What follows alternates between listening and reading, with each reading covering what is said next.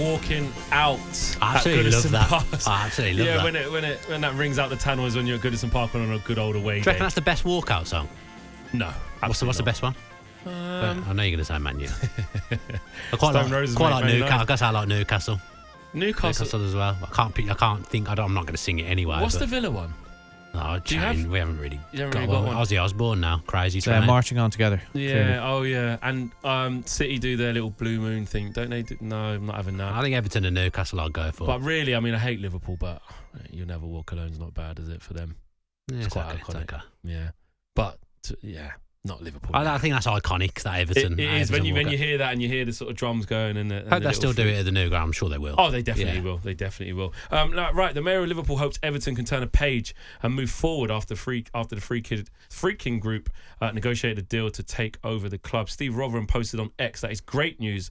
The owners of Italian side Roma have agreed to buy Farhad Mashiri's 94% stake. Everton have fallen foul of financial rules over the past year, and football finance expert Stefan Borson spoke to us a little earlier, and he says fans should be happy with the news. Yeah, definitely with optimism compared to where they're coming from. I think the situation I think has been getting more fraught in the background as the days have gone on, because if you look at some of the press, it says particularly, I think it was in the Eye newspaper, they talk about how straight away Friedkin is going to put in some additional working capital. And that tells you that they were starting to get concerned about the situation as we go deeper into the winter when club cash flow starts to be strained. So I think that's the first thing. It will secure the immediate solvency of the club. It will put it in the hands of a buyer who I think, on balance, is the best that they could possibly have hoped for in the situation that they're in. But remember, this has been for sale for 2 years. This is somebody that's put their money where their mouth is, that has experience in football clubs, that isn't making promises that are highly contingent. This is a deliverable deal. And for me, that's the key here. They needed a deal, a buyer that was able to execute the transaction. And for all Texter's interesting ideas, he's not in a position to do the deal. So it's kind of irrelevant what he wants to pay or what his plan is in January or whatever, because he can't do the deal. He can't even do due diligence. So that, I think, is very good news for Everton. Really good news for Everton, according to football finance expert Stefan Borson, who spoke to us a little bit earlier there. We've got James Pendleton of the Toffee Blues podcast joining us now. Good to hear from you, James. Thanks for joining the show. Masriri era is coming to a close now. Just how much of a relief is this to hear? Yeah, nice one, lads. Thanks for having me. Yeah, it's a huge relief. Obviously, I think when you hear that he's looking to sell up and he wants to move the club on, that's obviously good news. But the hardest part was always going to be, finding a buyer in a really, really difficult period for us. So fingers crossed this is the one, and we are finally kind of leaving this really dark period behind us. Yeah, when we just heard from football finance expert Stefan Borson about what Daniel Friedkin brings to the table. What do you like about them as the potential new owners? I mean, I think the fact that obviously they can compete straight away. I think they'll come in and have some investment for Everton because the squad desperately needs a couple of bodies. I'm not saying it will be, City or Newcastle spending straight away or anything silly like that. I know we're not in that kind of ballpark, but I think he can compete early doors. And I think the fact that he's in football now with Roma, I know people talk about De Rossi being sacked recently, and obviously, they're not a team who have been close to winning a Scudetto in recent years or anything, but they've been in European finals and they've always been more than stable, and obviously got some good managers there as well, good players, and they're improving. So I think the fact that he's got a track record at a top European side, and the fact that he can bring Everton to compete certainly more than we have been doing in the market over the last 2, 3, 4 years is a huge bonus for me.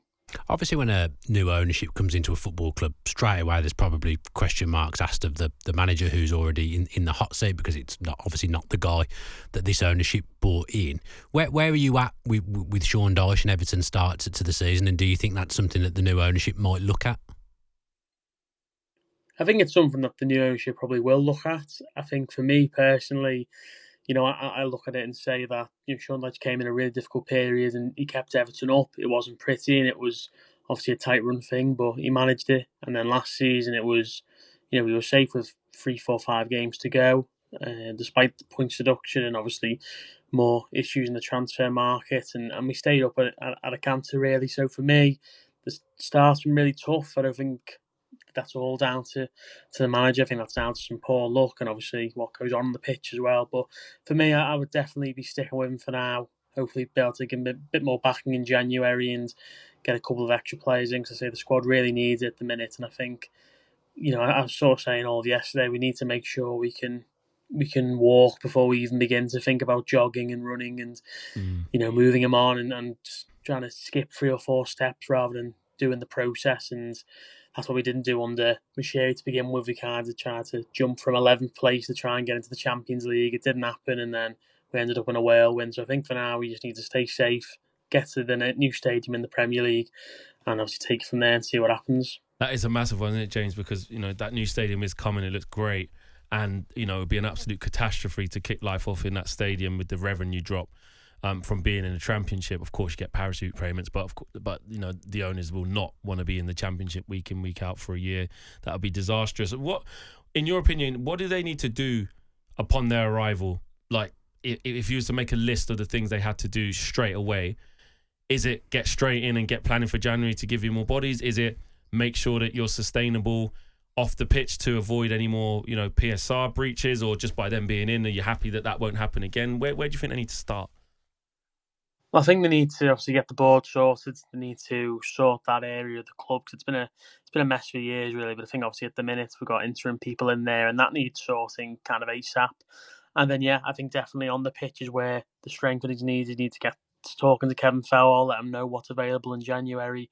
Obviously, as you say, we don't want to be overspending and ending up in a big mess like we were. But I think it's very clear the squad could do with, if we can even get 1 or 2 players, that'd be really good. But I think if we can get 3 or 4, that would be absolutely fantastic and really will boost the squad at the minute. So I'd say get the board sorted, get the feel-good factor back at the club, get some stability in terms of, Kevin Fowler's contract's not sorted, neither is Sean Dyche's. Not saying it needs to be sorted right away, but that'll definitely be the in tray for someone that need to secure, because they'll only be going into April, May time, not knowing who's going to be there next season, ripping up the whole blueprint again. So we need to make sure we know what's going to happen on and off the pitch. From your perspective, with the bad start you've had, bringing it to now the playing staff now, what have you made of it? What's been going wrong? Because as a neutral, I've watched quite a few of your games, and you do a lot of stuff right for periods. I look at that Villa game, competing, 2-0 up. I look at the game against Bournemouth, 2-0 up, doing really well. And then there seems to be this sort of capitulation that kicks in, or inevitability that you're conceding. You don't always associate that with a Sean Dyche side. What do you think's actually going wrong with the players you got now? I think that the big one is Jared Branthwaite's not playing. And I think a lot of people will point at Michael Keane. I understand that. I think Michael Keane obviously had a difficult start to the season in some ways, and in other games I thought he looked all right, but you can't escape the fact that teams he plays in often seem to concede goals, and people say, well, he unnerves the rest of the back four and all this. I don't think Jordan Pickford had a brilliant start to the season, made a couple of mistakes. I think the fact that we've probably had a different back four in every game so far has been a real difficult thing for, Roman Dixon's playing at right back, Seamus Coleman, obviously Ashley Young, Mikalenko, Keane, Tarkowski, as I say. So it's been a real mess there. So I think if Jared Branthwaite comes back, Nathan Patterson's also just come back from injury, and I think for his shortcomings, at least he's got the physical ability that maybe Ashley Young and James Coleman don't have anymore, and he's more first team ready than someone like Roman Dixon. So I think it's just the biggest thing has been missing Jared Branthwaite, because he was our best player last season, and taking him out of that back four, we always said it last season, and if we didn't have him, we would have been in huge trouble last year, I thought, because the amount of times he saved our bacon. Obviously he pops up with the odd goal as well. So I think Jared Branthwaite coming back is an absolutely gargantuan improvement for this team, and I think that will really see us concede less goals, that's for sure. I was obviously at the Villa Everton game a few weeks ago. One player who I really liked the look of was Enda. I thought he was a constant threat in that game. He's got off to a good start, hasn't he? Yeah, I think he looks terrific, to be honest with you. I couldn't believe we got a bit of a free run on him, really. I think it's something that I've wanted Everton to do for years, is shop in the Championship market. And obviously, I know he went to Marseille and we kind of missed the boat on him there. I think he's actually a Marseille fan, so he was always going to kind of go there. But then buying players who are on the down a little bit and thinking they've seen the bigger picture, not just saying, all right, I think he scored maybe 3 goals last season, he's already got a couple this year. So I think it's just going for players who are on the down a little bit, turning their fortunes around, and, as I say, shopping in the Championship and the EFL market is something that we've needed to do for years. But now, Enda looks like a cult hero in the making for sure, and a real top prospect. One more from me, James. The new stadium. There's always a lot made when in fan bases when there's a new stadium. I'm sure you guys have probably had it in your fan base of people who maybe, I know this is the Goodison Park I know and love, don't change it, etc., etc.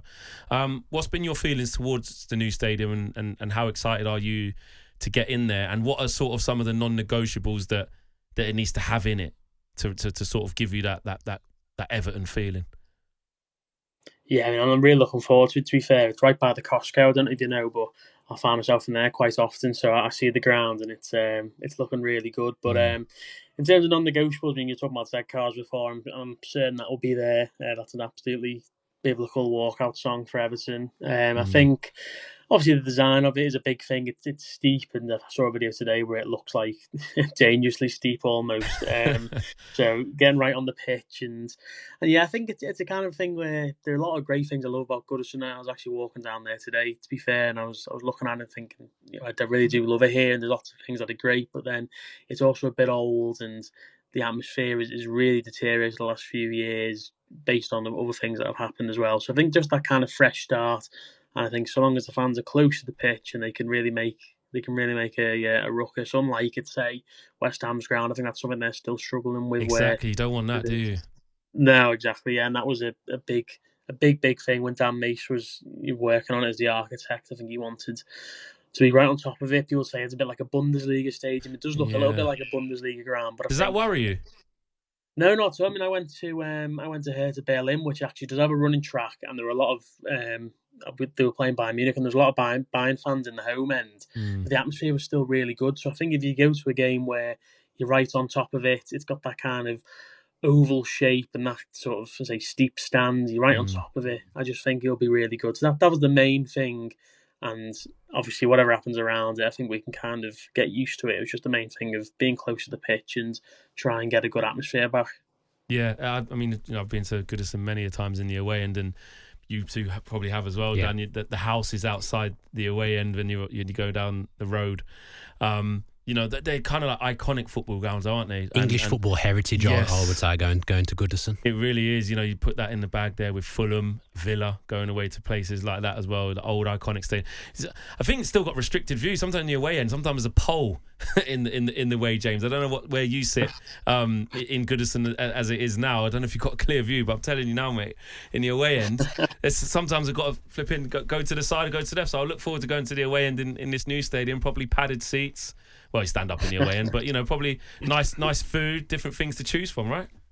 Yeah, I mean, to be fair, I'm in the front row of the Upper Gladys, so absolutely. Oh, you're as right unrestricted as it gets. To be fair, yeah, but I have been behind those poles before. I don't know if you remember when Andros Townsend scored that goal against Burnley, and I was right behind the pole and I couldn't see it at all. I just had to wait for everyone else to start cheering and tell you what happened. So.